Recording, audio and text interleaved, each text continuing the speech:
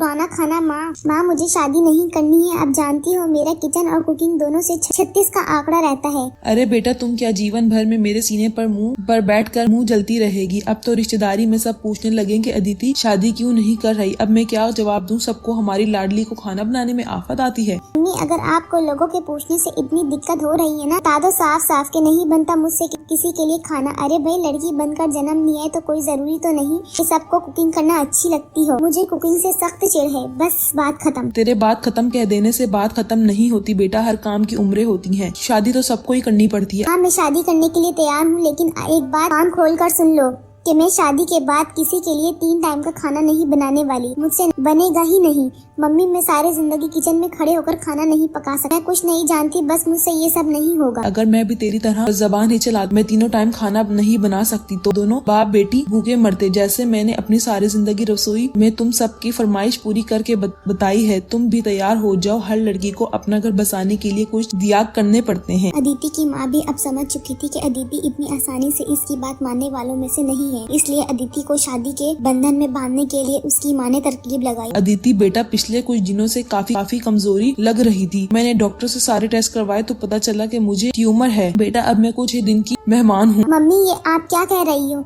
ऐसा नहीं हो सकता। हम किसी और डॉक्टर को दिखाएंगे, आप बिल्कुल ठीक हो जाओगी मम्मी। तो बस मेरी बात ध्यान से सुन बेटा हर माँ बाप की तरह मैं भी चाहती हूँ कि मेरी आंखें बंद होने से पहले तेरी एक अच्छे परिवार में शादी हो जाए ताकि मैं सुकून से मर सकूँ। मेरी आखिरी ख्वाहिश पूरी कर देगी ना तू? माँ की बात सुनकर अदिति के पास अब वहाँ करने के अलावा कोई और चारा नहीं था, इसीलिए ना चाहते हुए भी इसने माँ की खुशी के लिए शादी के लिए हाँ कर दी। कुछ ही दिनों में अदिति की माँ ने एक अच्छा सा लड़का देखकर अदिति की शादी उससे करवा दी। शादी के बाद वही हुआ जिसका अदिति को डर था। ससुराल में अदिति के ऊपर सबको 3 वक्त का खाना बनाकर खिलाने की जिम्मेदारी थी। बाकी के काम तो वो फिर भी किसी तरह से कर लेती थी, लेकिन रसोई में खाना बनाना उसके लिए पहाड़ से भी ज्यादा कठिन काम था। हे अल्लाह ये क्या मुसीबत है। सुबह उठते ही सबकी फरमाइश शुरू हो जाती है, चाय नाश्ता लंच खाकर भी इन लोगों को पेट नहीं भरता। शाम को चाय के साथ फिर नाश्ते में कुछ न कुछ फरमाइश करने लगते हैं। मैं क्या बोतल से निकला हुआ जिन हूँ जो पूरा दिन बस कुछ न कुछ पका कर खिलाती। अगले ही दिन से अदिति ने खाना बनाने के काम से बचने के लिए एक नई तरकीब निकाल ली। अब वो सुबह चाय के साथ सबको बाजार में मिलने वाला रेडीमेड नाश्ता परोसने लगी। दोपहर के समय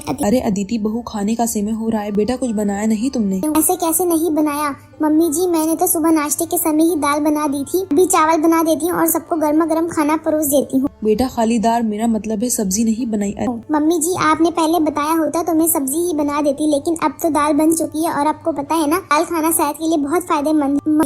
अदिति सुबह का बचा खाना सबको परोस कर बड़ी आसानी से खाना बनाने की मुसीबत से बच जाती है। अब तो उसे खाना बनाने से बचने का अच्छा बहाना मिल गया था। वो कहते हैं ना उंगली पकड़ाई तो पहंचाई पकड़ लिया। सासू माँ ने एक दिन बासी खाने के लिए हामी क्या भर दी। अदिति ने इसे रोज बासी खाना खिलाने पर मिठ समझ लिया। अब अदिति हर रोज सुबह उठकर एक ही बार में ढेर सारी सब्जी बनाकर रख देती थी और इस सब्जी को दोनों समय खिलाकर अपना काम निपटा लेती। दाल की स्थिति तो और भी ज्यादा खराब थी।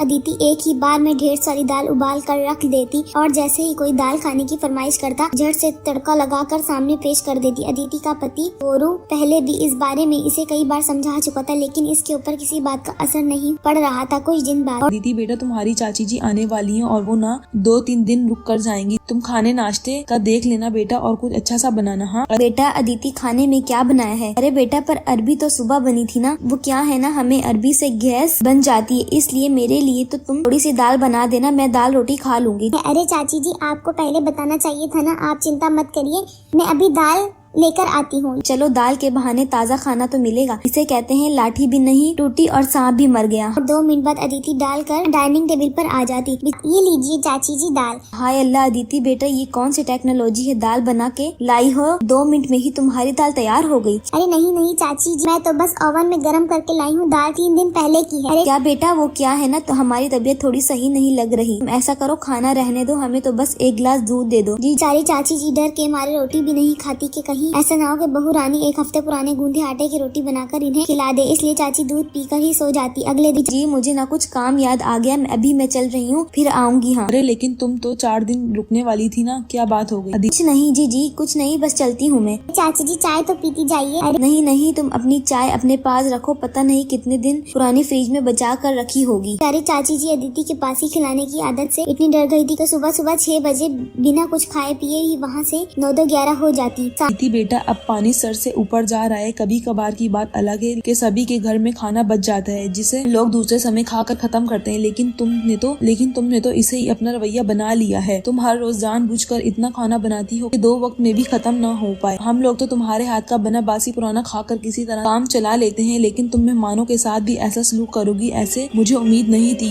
तुमने तो अपनी चाची जी को भी नहीं बख्शा, बेचारी भूखी प्यासी यहाँ से भाग गई। कोई मेहमान भूखे पेट लौट जाए, इससे बड़ा अपशगुन किसी इंसान के लिए और क्या होगा। अब वो सारे रिश्तेदारी में ये बात बता कर प्रचार कर देंगी कि हमारी बहू आलसी और कामचोर है, जिससे कोई भी मेहमान हमारे दरवाजे नहीं आएगा। अदिति ये तो अच्छी बात नहीं हुई ना मम्मी जी, आप ही देखिए महीने में कम से कम 5-6 बार तो मेहमान यहाँ आते हैं, अब कहीं इनसे छुटकारा मिल जाएगा। अदिति बहू तुमसे कुछ भी कहना मतलब भैंस के आगे बीन बजाना। तुम्हें कुछ भी समझ में नहीं आता है या नहीं? सास के मुंह से ऐसी बात सुनकर 2-4 दिन तो अदिति अच्छी बहू बनकर सबके लिए गर्म और ताज़ा भोजन पकाती है, लेकिन जल्दी वो अपने पुराने धंधे पर वापस आ जाती है। बेचारी सासू माँ और गोरू इससे लाख समझाते हैं, लेकिन अदिति पर किसी भी बात का कोई असर नहीं हो रहा था। सासू माँ भी अब ये बात अच्छी तरह समझ गई थी कि इनकी बहू सुधरने वाली नहीं है, इसलिए उन्होंने भी अदिति को इसके हाल पर छोड़ दिया था।